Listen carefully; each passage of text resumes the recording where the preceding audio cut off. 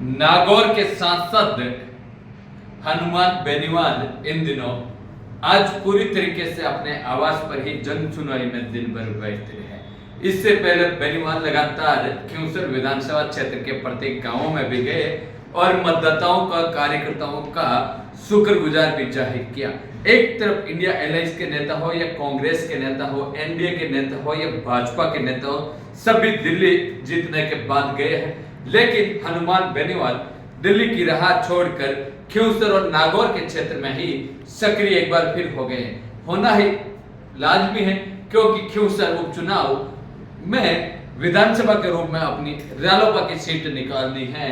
ऐसे में उन्होंने आज अपने अलग अलग क्षेत्र से हजारों कार्यकर्ताओं के साथ बैठकों का दौर लेकर उनसे चर्चा करते हुए खिंवसर की सीट को किस बार वापस जीता जाए उस पर कार्यकर्ताओं के साथ रणनीति बनानी शुरू कर दी। वहीं ज्योति बिरला जो नागौर से विधायक का चुनाव हार चुकी है और इस बार नागौर से सांसद का चुनाव भी हार चुकी है, लेकिन कल ज्योति बिरला भी कार्यकर्ताओं के बीच रहने की सोशल मीडिया पर पोस्ट डाल दी। ऐसे में लग रहा है कि खिंवसर का उपचुनाव एक बार फिर सुर्खियों में रहेगा, रोचक रह सकता है क्योंकि ज्योति बिरला भी कल अपने कार्यकर्ताओं से चर्चा करेगी, समीक्षा करेगी, क्योंकि वो भाजपा की प्रदेश उपाध्यक्ष भी हैं।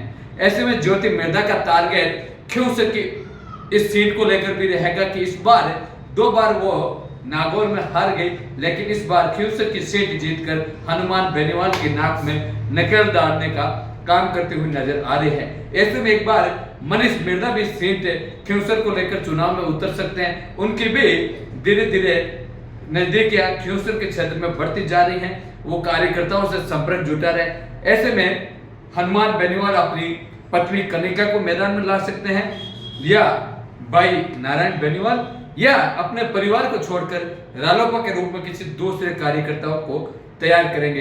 ये तो देखने वाला वक्त रहेगा, लेकिन रेवंत राम डांगा भी इस बार खिंवसर के विधानसभा चुनाव से हनुमान बेनीवाल के बीच 2000 वोटों की कड़ी टक्कर में ही पीछे रहे।